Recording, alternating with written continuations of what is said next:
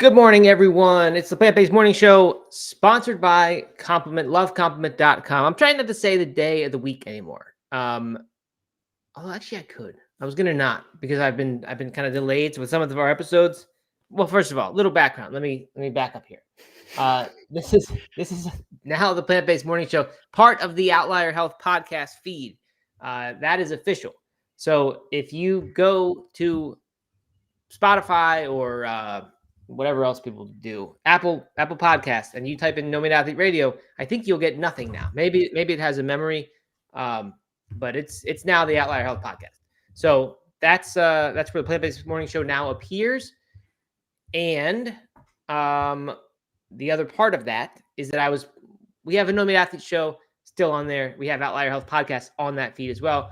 I know it's confusing with the names, but those shows I was saying, what the day of the week is, and then it wasn't good because they'd go up 3 days later by design. So I was trying to cut out the days of the week. But for this, it's fine. I can say that because now here's the good news. Here's the great news of all this. These podcasts will go up the day that they are done. That no longer can my laziness get in the way of these things going up on time, because it's important to stick to the schedule. So these will go up the day they're done, unless I forget. It's the only exception that I'll make. But anyway, good, exciting things are happening. Doug, how's it going? Good. I was just reading some of our latest reviews on iTunes, on Apple iTunes, because I did look it up. I did Google it, and you can, in fact, search No Meat Athlete Radio, and it does come up. The last two reviews are puzzling to me. Fox News and Nutritional Choices. Okay. Fox Not News? sure what that means. Well, that's probably like a carnivore type. No, but he gave us 5. He gave us 4 stars. Oh, okay. Interesting. And then all right. the next one is Not Clean. F-bombs, D-words, S-bombs. I can't listen to this with my kids. Yeah, that doesn't make any sense. We don't do it. We don't do F-bombs ever. Ever. Never. No, maybe an S-bomb, maybe. But even that, I don't think so. I think we say the A word every once in a while, but that's about it. Anyway, go in there and respond. Reviews. Go in there and respond to that review. I don't think you can. No. But no. All right. Well, it's good that still lasts. But yeah, I don't know. Yeah, I guess soon enough you won't be able to find it. But maybe they'll just always know that used to be called that, and they'll figure it out. Mr. Jeffrey's here. He says, "Do you record the Outlier Pods live too, or just post the videos?" I want us to do those live. I think it'd be really fun to have all 5 shows done in a live way. I think that's kind of a different thing that we can bring. We'll see if it works. Sometimes those other topics, they're just, there might be audience here, and it's not that easy to say, "Hey, Mr. Jeffrey had this for dinner last night." It just might not fit into the conversation. So I don't want to have people. I don't want to not respond to audience people when they're here on those live ones. So I don't quite know how we'll do that, but I'd love to have them all be live. I think that'd be really fun. I got to reading reviews here. If you haven't reviewed the podcast and you like it, go over to iTunes, go over to Spotify, leave us a review. We'd love it. It's definitely sports. Even you reading reviews, me knowing you makes me feel queasy inside. I just don't like reading reviews of any kind. I just stay away. Yeah, but we want people to leave their reviews, right? So we want them to leave them. I guess you got to read them to encourage that. Rate the show, do all that stuff. Right. Yeah, Matt, how's it going? Happy Tuesday. This is the ease back into the week episode. Yes. I realized I forgot to put a title on the show today. All kinds of administrative things as we switch over to this new serious manner of doing things. Anyway, things are good. Had a good weekend. Refreshing, nice weekend, and it's good to have the shows, on track and happening. And the official switch over to the Outlier Health Podcast name is exciting. So yeah, all things good. How about you? Do you guys anything fun this weekend? I have a couple things to report from this weekend. As a matter of fact, first is the Just Egg experiment. Oh right, okay. How'd that go? Not great. I'll be honest. Tried a couple new recipes and ran into the same problem. It comes out as this much thicker, like beanie texture, like a bean spread texture than the fluffy Just Egg. And I'm starting to think that maybe because I'm unable to isolate the mung bean protein, because I'm able to kind of do the sciencey stuff that I'm sure they do with Just Egg, that it's just not going to work if I'm actually using whole mung beans. and blending those So up. that's not made from whole mung beans, you don't think? It's That's what I'm starting to think. I don't know, because I've tried 3 recipes now, that all claim to be the perfect just egg replacement, and they've all come out, to varying degrees of the same kind of denseness. And it is good. Like, it's a good spread. You can make an omelet out of it or something like that if you want to. It's just not the same. So my kids have not been nearly as into it as they are with the just egg. And I don't know. I'm starting to think it might not be possible. I need a 3D printer. I think that would fix everything. I'm gonna try one more recipe. This one calls for coconut milk. I'm gonna try that one. And, interesting. And see what happens. Yeah, that's odd. It doesn't seem like that would fit, but who knows? Maybe it does. I know, but I'm telling you, garbanzo flour is the trick. You don't need to deal with mung beans. Just get the garbanzo flour, add some water, and you have an egg. That's it. Okay, maybe I'll try that one next. Okay. But I promised everybody I was going to do a 5K update. Yes, that's right. On Thursday's episode, and there it is. Instead, I got invited for a 20-mile long run and went and did that instead. So I have no idea. Nice. I have no idea. What were you going to do? You were going to do a time trial? Another time trial, to kind of check in. Right. And this long run sounded like way more fun, and so I did that instead. I mean, good. It's a nice illustration of what we always say. Is it worse to do a 5K, to run really hard and painful, want to puke for 20 minutes, or do 20 miles? It probably takes 3 hours or more. Yeah, it was like 4 hours. Right. Which one is like more fun? And it's a tough call. I think I'm going with the 5K. As painful as it is, I'd just rather get it over with. You'd rather do that? Yeah. But no, this was one of my favorite routes up one of my favorite summits with some friends. I mean, it was a perfect day. Honestly, it was a great way to spend the day. Chose that. All right, good. I didn't watch any Olympic trials yesterday. That was supposed to be happening yesterday. I forgot all about it. No, yesterday, Sunday. The end of normal people's weekend, not our show weekend, which is Monday. Steven says he would also choose a long run over a speed workout any day. I'm the opposite, really. I think, a race 5K or even a race effort like that, that's really painful. That is the exception. But a typical speed workout, I'd do that all the time over a long run. All right, and then Mr. Jeffrey says, I wonder if there's a way to rinse or soak off the starch of those mung beans. I was wondering the same thing, like with flour. If you want to make wheat gluten, you make wheat gluten for the purpose of making seitan, you would rinse the starch off, but you'd have to grind the beans into a flour and then rinse the starch off. So that actually might work, but very, very labor intensive. And then Britter says, Leslie Knight, who's here, let's talk about her amazing effort this past weekend. I don't know what that is. Was that put in the Discord? She attempted her first 100-miler. I think it was Rocky Raccoon. Okay. Crazy amounts of mud and rain and water made it like an incredible 80 miles before timing out. So really amazing effort from Leslie on the conditions that looked absolutely miserable. So very impressive. Well, that's not to make everything about me, but my 100-miler was soaked as well, and there was all kinds of mud and everything, and that almost made me stop, and it slowed you down so much. It made it almost impossible to get up like hills. Like if you get a hilly spot in a trail, you sometimes can't just get up that if it's soaked in mud. You have to find some other way. So that would completely slow you down. So no surprise at all that would lead to a timing out. And I think it was a loops. Rocky Raccoon is a loops course. So if you have 500 people running a 10-mile loop or whatever it is, 20-mile loop, it's just going to get worse and worse over the course of those 80 miles. So very, very impressive. Very cool. She says it would have been fun for 40 or 60 miles. So I guess that last loop was a bad idea. It made it not fun.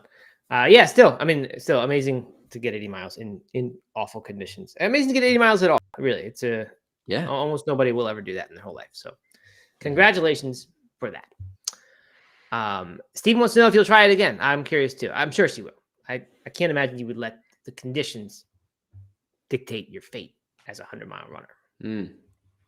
If she had give her a couple days. My guess is she's still nursing those feet. Give her a couple days before you make that decision. Not in the state to make a decision. Good point, though. Okay.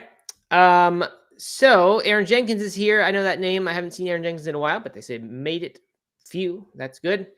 Yeah, I feel like there was more business to talk about with this new podcast shift. I don't really think there is. Actually, the one thing there is I'm going to keep putting these up on the Plant-Based Morning Show feed for this week to give people one more week of changeover time. But then after that, there will just be a message up on this channel that says we're now over on Outlier Health. So if you do the Plant-Based Morning Show feed, if that's what you listen to, you can't get that anymore. So beginning next week. So this is your last week of that. So get over to Outlier Health podcast feed, subscribe to that on iTunes or on Spotify. You also can go to youtube.com/NoMeatAthlete. All the shows are there now. And I'm pretty sure all the videos will go up there, even if they're not live. We will have all 5 shows each week going up there. But that's the big upshot of all this. You get 5 shows every week. You get some different people on there, different voices, and a lot more seriousness. I think soon we're going to start having, as much as I've loved Doug's YouTube art, we're probably going to find a solution for that in the near future that would have someone who. I'm not going to do the those amazing thumbnails you're doing. Oh, come on, Matt. Those are world class. They are. They're adequate. They're passable, but they are some of the worst that you'll see on YouTube. If you're a YouTube person, you go to the main YouTube homepage and just scroll down. They're all pretty well done. And then but they might be some of the best on videos that only get a couple hundred views. So there you go. That's a good point. Yeah, because I'm probably the ones that I'm seeing on YouTube are thousands of views on them. So that's a good point. But anyway, Mr. Jeffrey says Doug's getting demoted on live. That's right. Come on. Where was the heads up there, Matt? I think you'd be relieved not to have to do that anymore. No, absolutely. I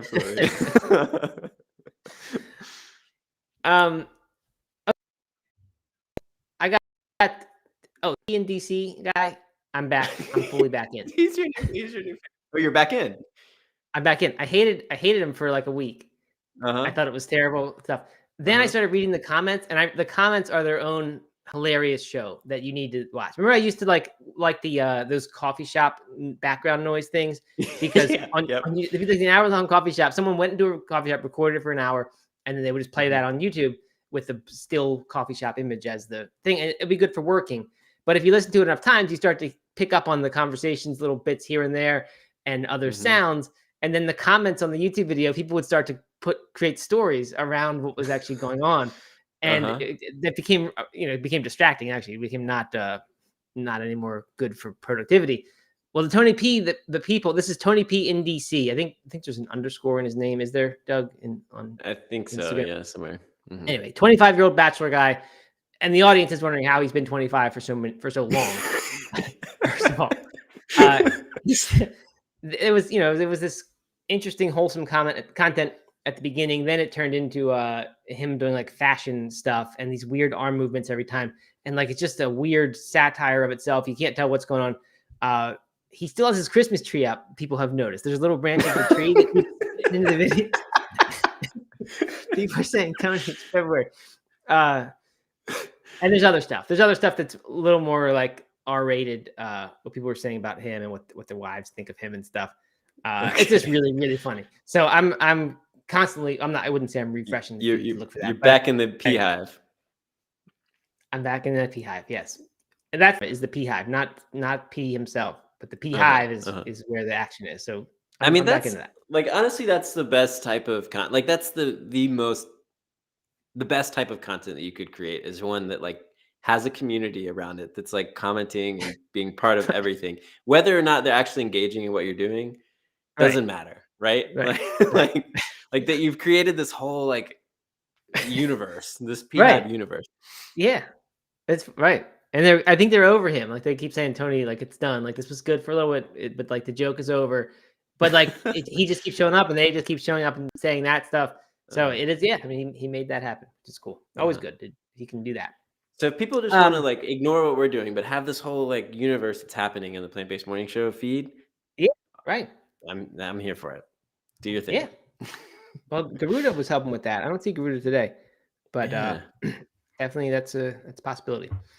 All right, last thing, Doug, I mentioned this on the Friday No Meat Athlete live show. So if you came to that live, you would have gotten this bit. But I tried the Oleato coffee on Friday morning. Oh, you spoiled the Oleato news on another live show?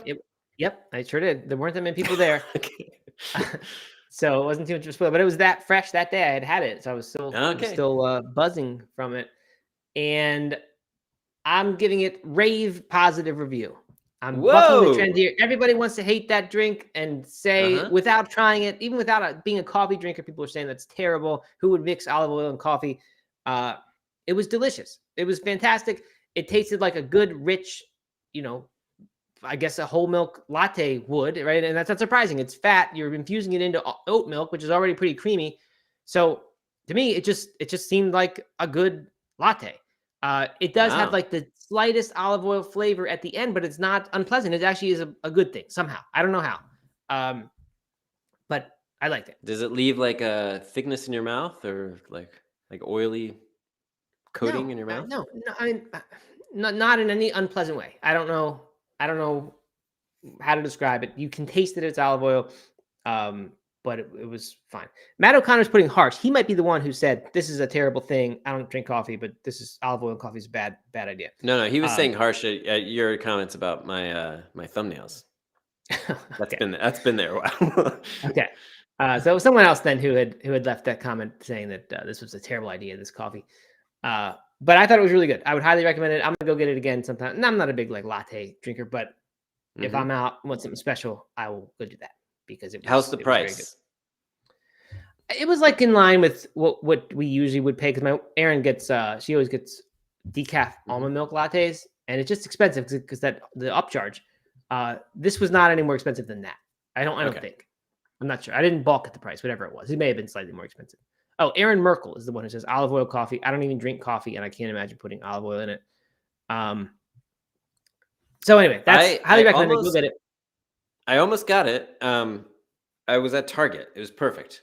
There's Starbucks at Target. And they don't have to. They don't have to go to the Target, Black Mountain Target. I mean, I'm sorry, Black Mountain Starbucks. Right.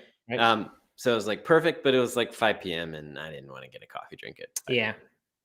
Right. You can get a decaf though. I was surprised that they would do the blonde espresso, which goes in the signature drink of this. Yeah, Erin got the decaf one, and hers was just as good. Someone else did tell me, I forget where I saw this, but they said the shaken espresso latte, like the cold one, that was actually the better thing. I don't even know if they tried the other one. They just said this was really good. So anyway, that's that. You can buy the olive oil separately. I don't really need to do that, but you can. They have that for sale as well. You can buy their olive oil. That's fine. It's like some special kind that they found and love. I don't have any idea if it's good or not. So anyway, that's that. I would recommend it. I'd say go get it. I know I like to hate on things sometimes, but not this one. This is good. Last bit of thing I've got before we start the show. Somebody says they want more positive content on the show. Lex Lee commented on the YouTube on the vegan restaurants starting to serve meat. Said, I really like to see more positive takes and positive stories to help build some momentum back up in the community. It seems like so much discussion here has been negative lately, and it's not super encouraging. There is more. Just a little constructive feedback in case Doug or Matt see this. So there you go. Doug or Matt did see it. And I appreciate that. I don't really know what to do about it, but it's share some more positive content. I think it's accurate. There is a lot of negative stuff. I think there aren't a lot of vegan things that will talk about the negative stuff. They like to avoid that. Veg news. They'll tend to just pretend it's not happening. So look at that little dig at veg news. See, that's what you didn't have to do, Matt. You didn't. But we don't like to pretend it's not happening, right? We like to report the real stuff. So it does make for good content, I guess, in my entertaining content, stuff that there's stuff to talk about. I mean, there's just not that much positive news. And if we talked about how many people veganuary has, it just doesn't lead to like fun, interesting, funny discussions. The bigger point is, and that's all the negative news about vegan stuff. Like for the past, it wasn't like that right at the beginning of the show a year and a half ago, but after a few months, like it started to be that. And that's really, I don't know. And a lot of plant-based businesses are not just the ones we talk about, but other ones are shuttering, getting saved from bankruptcy, all kinds of stuff. So it's kind of the state of things. And I don't think this show can change that. I don't think we can turn that around single-handedly. Maybe we could be a part of it. I don't know. We could be part, and how we could how you could help us be a part of it is to share positive news. And it's like here's something we could do is It's if me, or someone is is like you the viewer? No, you the audience, you the universe, okay. the plant-based morning show community. Right. If you want to share positive news with us, then we can share it. And this is like if someone does something cool, like some vegan Olympian or athlete or whatever, does something cool, I'd love to talk about it and share it. Just like we talked about Leslie's epic adventure, 100-mile adventure. So you can be part of the change, and we will amplify that positive energy if it's entertaining. I'll also accept bad news though. If you got bad news and you want me to put that in the show, again, Totally. if the content of the show can be planned by other people, I would love that. So please send us any content there is, good or bad, and we'll do it. Okay. On that note, we're getting to the actual show here. I gotta get the music prepared in this new era of the show. I don't have that today. But here we go. Look, we're in transition right now. We're a lot of things are going on, juggling a lot of balls. Some are going to drop, like the music of the weather report. Here we go. It starts off with a little bit of bad news, I guess, or negative. Adonis Naruznia, which is the owner of Nomas Gastrobar that we talked about last week, the vegan restaurant that is famously adding meat back to its menu. This one restaurant, I mean, this guy kind of hit the lottery because his failure of his vegan restaurant, because he's vegan himself. Right. His failure turned into a ton of news about it. Like, it's just everywhere. So Forbes had that story today. It's just all over the place. And that's he's actually being criticized for that, for kind of making too much of the media opportunity here. But anyway, the article now is he's been bombarded with 1-star reviews from animal activists, vowing not to visit. A couple of them say, had a dead animal with salad, it tasted dead. So I guess that's fake, because you wouldn't think the vegan would actually order that. Very disappointed you're not vegan anymore. Won't be coming again. Previous reviews are irrelevant now. Shame you can so easily sell your morals. Think about the animals. Another one said deserves 0 stars, 0 ethics, and lapping up the media attention by becoming involved in animal exploitation and cruelty. And he's also gotten hateful messages saying, die, you're going to slaughter animals, you're going to sell animal organs. Anyway, he says he used to have 99% positive reviews, and now suddenly these people are so mad at him and don't like him anymore. He says these people should not be so hard on me. If the business is not making money and they're putting 1 stars in just to punish me, then it's not going to help. They have to show sympathy and empathy. I don't know if he knows how the world works, because they don't have to do that. That's not going to happen, I don't think.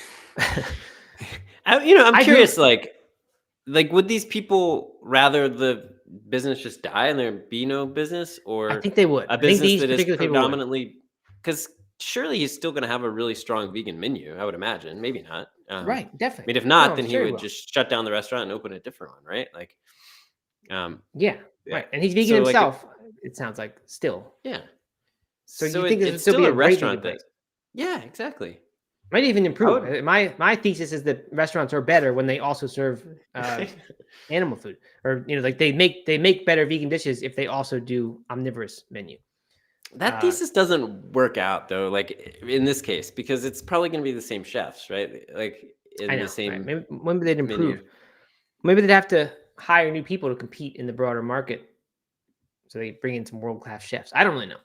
Maybe, probably not. I don't think it's happening. Anyway, I Googled and tried to find some of these reviews. I couldn't find any. I looked at I don't know some delivery sites or something and saw some, and I just didn't see any negative reviews at all. So I don't know where these are coming from, but they are getting them. Before we move on, there's a couple of comments here. Mr. Jeffrey says something similar happened here where I live. A vegan pizza place was suffering and decided to add real cheese as an option, and they were attacked by the community. Now closing permanently. So sad. See, I mean, that's too bad. All right, make a place close. Steven says, one of my fave bars nearby has a great vegan menu, and I love the place precisely because it's a normal bar. There you go. Yeah, it can be a good thing. I know it's not for everybody. Some people don't want to support any place that also serves dead animals, and I get it. But I think in general it makes a restaurant better because you can go there with more people that won't be having to do something strange for them. Anyway, there you go.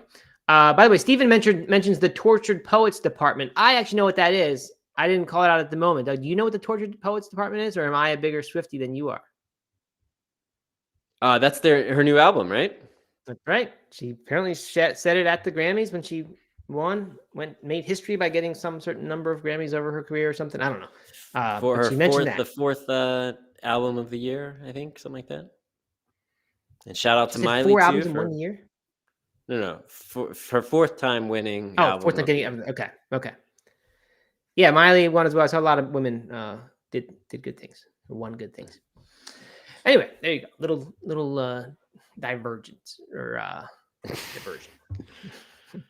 Digression. Anyway, let's see. Sticking with more bad news here. Vegan activist Tosh Peterson. I must say, I'm now a Tosh Peterson fan. I usually hate all this serious vegan activism, the red paint, the blood, the nudity, especially when it's involved, like when people were naked in the meat pack. Remember that? They got in the plastic wrapped package. Oh yeah. Naked bodies. It was just a terrible thing to see. I don't know what it is about Tosh Peterson. I'm riveted to the news about her protests and the counter protest. Anyway, she has someone put animal secretions, which I don't know what that means. Bodily fluids of a murdered animal all over her car. That wasn't. I first thought it was one thing. It's not that. It's just. I think.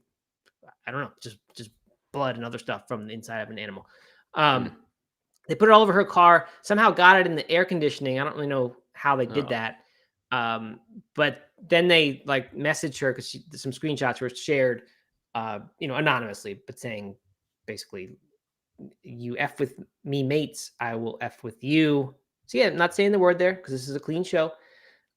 Give the AC time. The tortured animals need to marinate. Anyway, so, I hate to see that. But then she says, this isn't the first time someone's come to my home and put animal body parts and secretions on my vehicle. So that's must be a common move that you do. But it's definitely not making me reconsider what I do, she says. And they only fuel her fire to continue to fight even harder. Of course, she is disgusted that someone would pour the bodily fluids of murder victims onto her vehicle. So interesting. I don't know. She's kind of becoming the spokesperson for our movement, Doug. Yeah. Matt, I'm going to guess that. You think so? I don't know. I mean, I don't know about that, but maybe a spokesperson or a figurehead for the, for the vegan activist. Yeah, for sure. Matt, I'm going to guess you had a pretty good night's sleep last night. True or false? It's complicated, but sort of. Okay. Fan of the Oleato. Fan of you're right. Positive. DC, fan of Tosh. Your attitude is just in life. I think it's very positive right now. I do think that is a very, very strong correlation between how well I sleep and how happy I am, how positive I am to things. Maybe I'm not. Maybe that's a lot of people, but I just feel like I have extremes of good and bad. Yeah. I woke up at 4:30 and was awake until 7, and it was miserable. And then I slept till 9:30 after that, from 7 until 9:30. So that actually saved it. And I felt pretty good. Yeah. Right. Yeah. Okay. So now let's go into some good news here. Steven's here, so he'll be happy to hear that Amsterdam has called for a global plant-based treaty, making it the first EU city to do so. I don't know if they've really called for it. That's the words of, I think, plantbasednews.org. I think they've just signed the plant-based treaty that has already been called for by people. So they're the first capital city to sign it. 25 municipal governments worldwide do it. Doug, Black Mountain, not among that list, is it? Can't you make that happen? I might be able to do that. It would be great. We could be reporting on this show of the news. The 26 cities, Black Mountain. It might be good for Black Mountain. It might make some people mad, but bring some people in. Right. Yeah. Anyway, the ambition, they say in the statement, is to shift the protein ratio in the city's diet from 40 to 60% plant-based by 2030. So they're already eating 40% plants. That's pretty good, or at least plant-based protein. I don't know if that's I guess it's just beans and fake meat and stuff. It must be, but that sounds like a pretty high number already. So good for. How do they measure that? Yeah, I know. I have no idea. I mean, I guess they have estimates of how much food consumption there is based on purchases. I don't know, and then they can do the math. Cool. So anyway, congratulations, Stephen, for that. And a couple little numbers here. No surprise here. A study of 7,300 people shows that food products that are vegan, labeled as vegan or plant-based, are not likely to be as likely to be chosen as when they're labeled healthy and sustainable. So no big surprise there. Steakholder Foods, who we keep talking about, especially with regard to 3D printing, they have signed a memorandum of understanding to use industrial scale 3D printing technology with Weiler Farms, a tofu company, Israel's leading tofu producer, and they're trying to scale this 3D printed plant-based beef steaks thing. We keep hearing about those. I've yet to get one. 3D printed food has not yet shown up in my world yet. So that'll be exciting if they actually can make this happen. They've apparently, signed a thing to buy the machinery and subscribe to the service that would do the 3D printing. This is the first time that Steakholder Foods has done a partnership like this that will actually get the stuff into the hands of consumers. So that seems like a big deal to me, just because of how much we hear about Steakholder with different stuff. The January stats are out. They're saying 1.8 million people this year did the January. Wow. And that's just how many actually signed up or used the products and services and things. They're estimating it could be as high as 25 million who actually did it, but didn't sign up on the website. I was trying to get the others. I think the other sites have never been more than 1 million in a year. So I'm kind of surprised it's that high. Given, the kind of negative environment right now around veganism. But I think a lot of it's driven by Europe, where maybe it's pulling back a little bit, but still seems to be going very, very strong. Cool. So that is good news.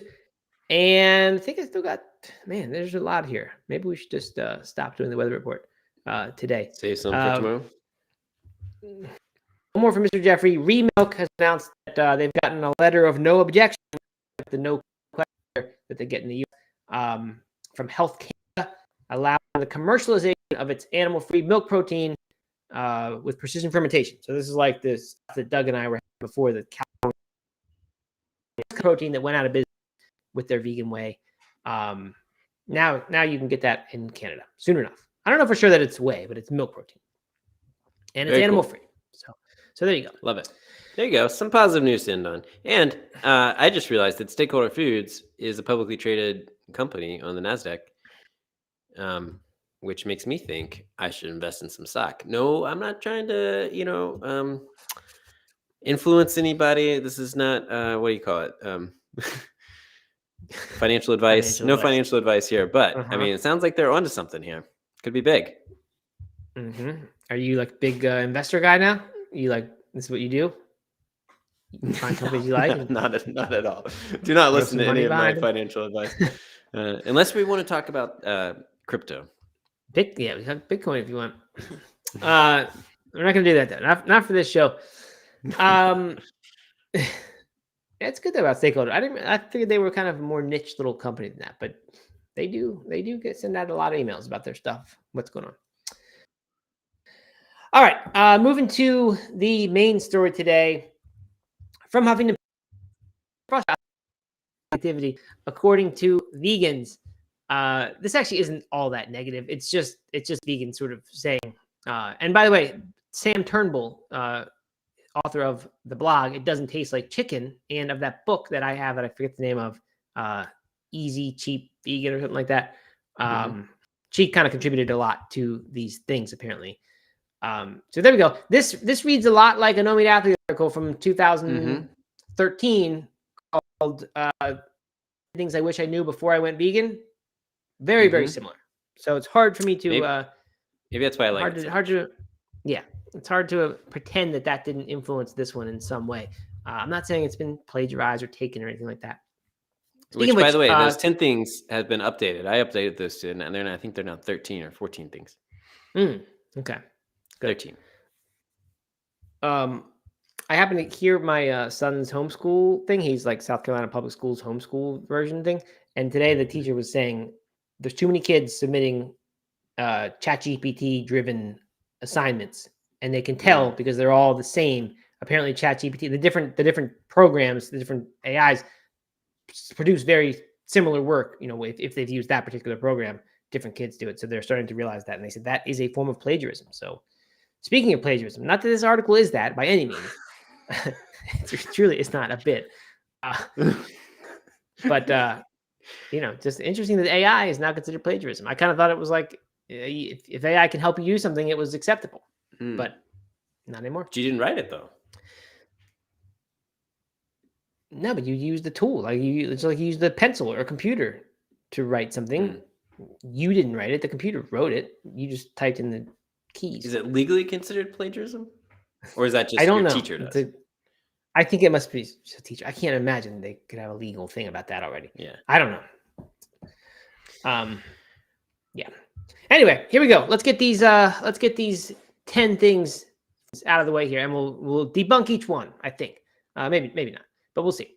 Number one, there's an assumption that all vegans are preachy. I'd say, yeah, that is a frustration. Frustration. Not debunked. Or 0 for 1. Yeah, I mean, I've definitely dealt with that. I think there's a lot of people who just don't like vegans because they think you're gonna want to change them, and I'm not out to change anybody. I just like to do this, and then it happened that I could earn a living by talking about it, and if people get helped by it, that's good. But I'm not out to change. You'd say you're not out to change anybody? No, never, ever once have I tried to do that. Mm-hmm. I don't care what people do. I cared about what I do, and then I started writing about that. See, I don't know if I totally agree with that. I'm not gonna like actively try to push someone to change, but I would love it if my example changed people, right? So like, by not being preachy or by doing things, so like I feel like part of what I can do to grow the vegan community is just exactly what we're doing, and then that will in turn, hopefully help some people, stick with it or change or make some decisions. Yeah, I guess I would agree with the statement that I like it if people can use my example to become vegan. But that's never been the intention. It just hasn't. Yeah.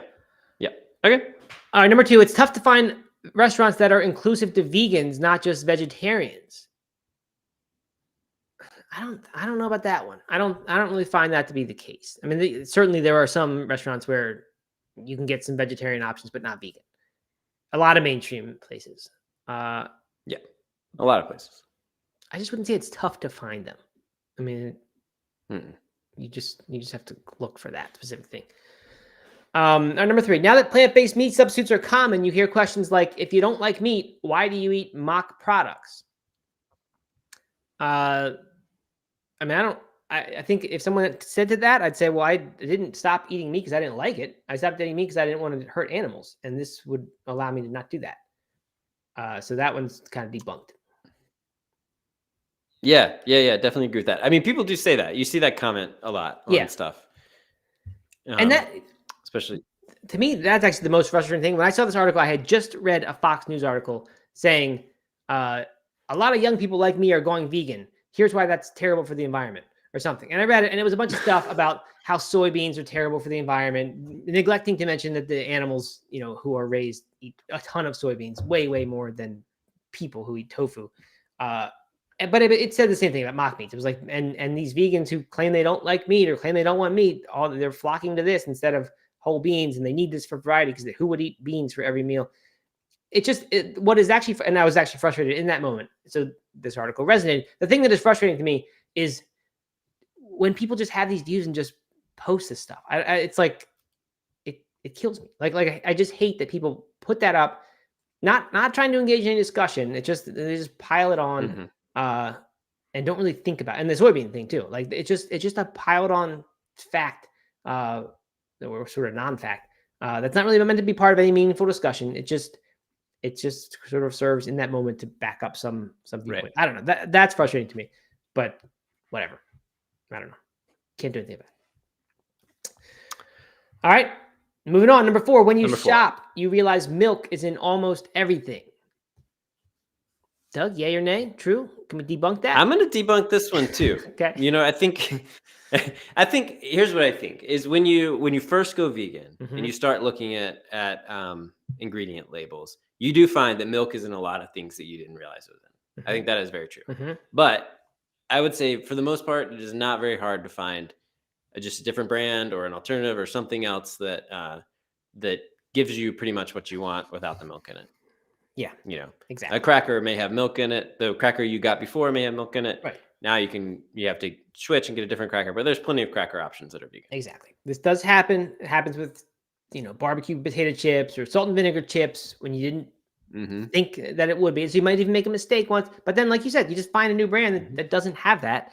And you're probably making other improvements too by moving to a, salt and vinegar chips that doesn't have milk in it. This is probably good, right? You're moving back to things that have less ultra processing to do with them. So yeah, we're debunking that. I think a better word is disagree. Disagree with might be better than debunk. These aren't like popular, widely held myths that we're debunking. Yeah, that's true. Okay, number 5. People assume that a vegan diet is expensive, and that's why they avoid it. All right, debunk now. That's debunk. True. I mean, I don't know if this is why they avoid it, right? I mean, people avoid the vegan diet because they don't want to go vegan. But a lot of people do think it's expensive. And if you were to just buy all the vegan alternatives, right, like the vegan meats and vegan cheeses and all that stuff, like, yeah, it is almost guaranteed to be more expensive than if you bought the original version. But you can eat vegan super cheap, right? Maybe the cheapest. So I will say that is definitely a frustration that people assume that it's expensive or when they claim that it is, and it's just like a self-evident truth that it's more expensive, when in fact, if you just eat actual plants, for the most part, it's not. It's probably less expensive, a lot. So yeah, but I haven't really heard people say that's why they avoid it. Like they say that's my reason. It's like I can't afford a vegan diet. That would be frustrating if they said that. I just don't know if they do. All right, number 6. It can be annoying to deal with holier than thou vegans. I think this is true. I definitely just got sick of dealing with those kind of people. The number of emails and things we get from vegans who don't like something we said or did, because I think we have done it in like a little bit different way by, hopefully being the opposite of the holier than thou thing. And so I just sort of really don't like that. And that's why I typically don't like the strong vegan activism like Tosh Peterson does, which is, I don't know why I like her stuff right now. Just interesting. I don't know if I like her. It's interesting to follow this stuff. So yeah, I agree. I'm not a huge fan of holier than thou vegans. Doug, you? Definitely.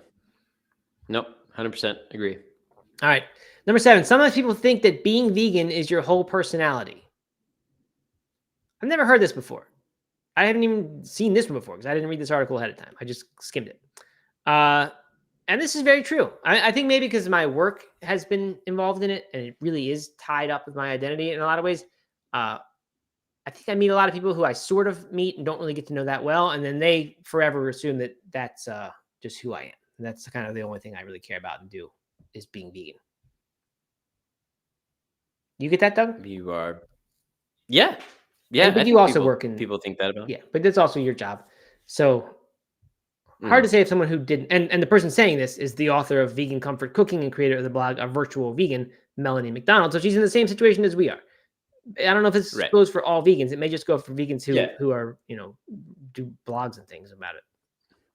Yeah, I mean, if we lived the type of lifestyle we live and the lack of kind of, I think, preaching to our peers that we do, my guess is that people wouldn't think that about me or you probably, because it probably wouldn't just come up. I mean, there's plenty of people I've known for a long time who don't either don't know I'm vegan or just didn't realize it, or learn it a year later and they're like, oh, okay. Yep. Me too. And mostly they learn it through kids. Like I'm thinking of the people we know in Charlotte, they're mostly soccer people.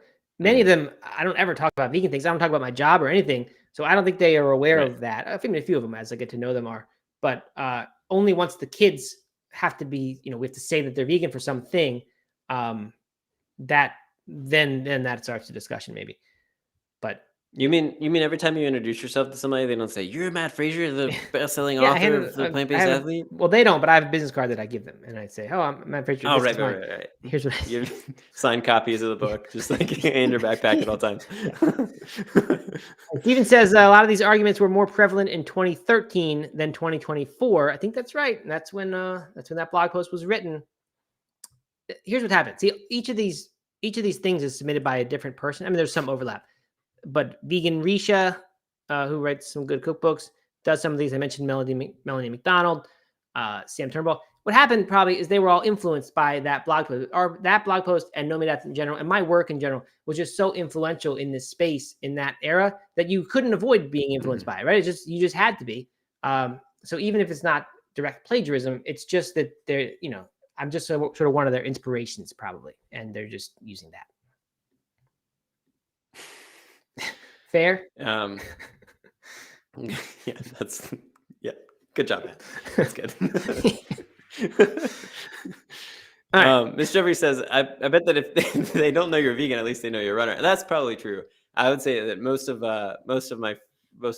my acquaintances here in town, if they don't know I'm vegan, they probably know that I'm a runner. Because you were in the newspaper that once for running. Remember that? Yeah, a couple times. Yeah. All right. Never been in the newspaper for being vegan, but I have been for being a runner. There you go. People who I talk to, they know me as the guy who hates running, who talks about how much he hates long runs and things like that. That's what I'm known for in these circles. Okay. And the veg news hater. I don't hate veg news. I love veg news. Number 8, it's hard to understand and talk to animal lovers who still eat animals. Thought-provoking thing, Doug? Yep. Is that frustrating to you? No. It's not frustrating. I notice it. Seems a little hypocritical when someone tells me they love animals and they eat them. But it doesn't frustrate me. I just sort of like, I don't know. I guess I would like for them to think more about that, and I'd like to be able to influence them. I guess that person I would like to help become vegan. But yeah, I don't know. I'm not frustrating. Yeah, I never lose sleep over that. Sometimes there's some internal judgment happening, for sure. Yeah. Okay. Good. All right. Number 9, there's a belief that you can't honor your family's cultural dishes if you're vegan. It might not apply to us, Doug. Well, you've got Scottish. People get mad because you can't eat the haggis. The vegan haggis? Yeah. No. My family doesn't have. Never really worried about that. I mean, we literally don't have cultural dishes. I don't think in my family. So I don't have that problem. But if you were like Mexican, well, Doug, you can't honor your Mexican food by being vegan. I often hear about Mexicans say that their food is just, their relatives hate the idea that they're being vegan because it just seems like you have to have pork ropa vieja or whatever. You've heard people say that? Yeah, definitely. Or at least I've read stories online of people who are Mexican heritage and their family hates that they eat this way, that they eat vegan. Okay. Last one, number 10. So you just eat rabbit food? Jokes get annoying too. That was literally directly in the No Meat Athlete post, by the way, where about the jokes never stop. Mentioned the rabbit food, mentioned the lettuce that my uncle presented me with once at a big dinner. So they took some inspiration. Or maybe these are just universal frustrations that everyone is experiencing. Probably what it is. The format is just eerily similar, though. I don't know. Then again, a lot of people do lists of 10 things in blog posts, so not like I invented that. All right, do those jokes get annoying, Doug, or have we learned to brush them off and turn them into a chance to actually reflect positively on vegans by not reacting to them? I think you could. I think both is true. Right? Like I have learned to think to turn them into a positive, and it doesn't like, I don't get upset about it by any means, but I would say it's a little annoying, right? I mean, yeah, I don't really get them that often, right? Actually, anymore. I used to get it way more than I do now. I wonder if fake meat has changed that, and people now assume that that's what you eat, and they don't assume you just eat lettuce anymore.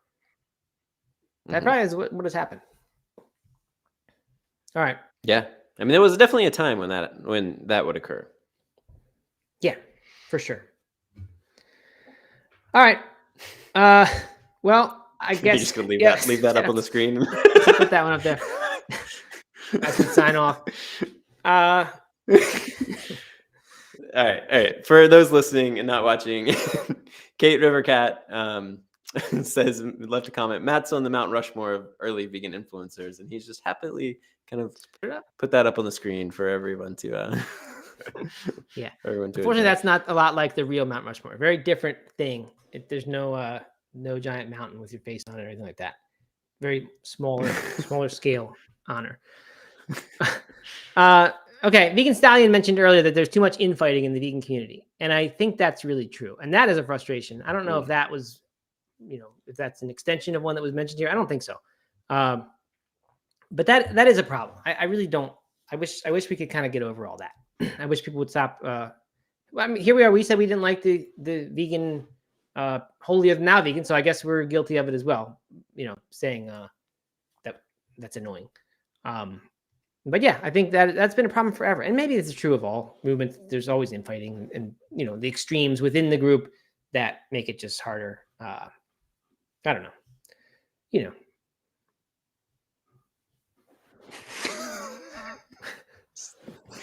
Yeah, I would say that's true. I'm just gonna ignore all the all the comments you're throwing. For those listening, Stephen commented, Matt Frazier, Rich Roll, Brendan Brazier, Rip Esselstyn. Forgot Scott Jurek, Stephen. You gotta group him with me. Scott Jurek, Robert Cheek. Yeah. Good list. Thank you. All right. Well, that's probably it. Weird show today. I don't know why. Just maybe the new format, the new feed feels like a different vibe now. But hopefully didn't ruin the show forever. I don't think it will. I think we'll be back on track tomorrow. I don't think this was a bad show. It was just different. A little funny, but it was just different. It's you or Scott. I think that's me. Is it me or Scott, or is it Doug or Scott? Maybe it was. No. It's you. It's you or Scott. Oh, you can only have 4 on a Mount Rushmore. I think maybe that's why it was limited. Mm-hmm. I might put Scott. The clear answer is Scott. Yeah, I mean, yeah, it's hard to argue with that. I mean, I don't know. Yeah, he didn't have a popular blog, right? He didn't. But he did. No, he did have best-selling books. I think multiple. So you could argue he was more influential, and also being a great ultra runner really helped. All right. There's mention of stuffed cabbage. What's this about? Let's get this one, and then we'll go. Several people were talking about stuffed cabbage. Goes back to Britters, who was talking about the cooking for her heritage. I don't cook stuffed cabbage because it makes enough for 47 people. Sorry, Grandpa. And then Vegan Stallion is like, you should just half it. There you go. Half the recipe. I just stopped making it in such great quantities. Michael Scott says that when he's talking about how he has always this guacamole left after parties. And he just, I guess, makes tons of it. I don't know what stuffed cabbage is. Is that stuff with ground beef? And that's why it's a heritage thing and you can't make it anymore? I don't really know. Because they're saying vegan stuffed cabbage. So there must be something that you would have to replace. Yeah, I really like cabbage a lot. I think it's a delicious food that I did not like that much when I was younger. All right, well, let's end this. We're at a full hour almost. Too long. Thank you, everyone, for listening. Hope you enjoy the show. Again, if you're a podcast listener, get over to the Outlier Health Podcast feed, because next week they'll stop being on this morning show feed. So please do that. Anyway, thanks for everyone for showing up. Great participation today. Always fun. Good start to the week. Tomorrow we'll do our one real show of the week. We'll be in the swing of things, and then Thursday we'll be sliding out. So make sure you show up tomorrow for the actual show, the one show of the week.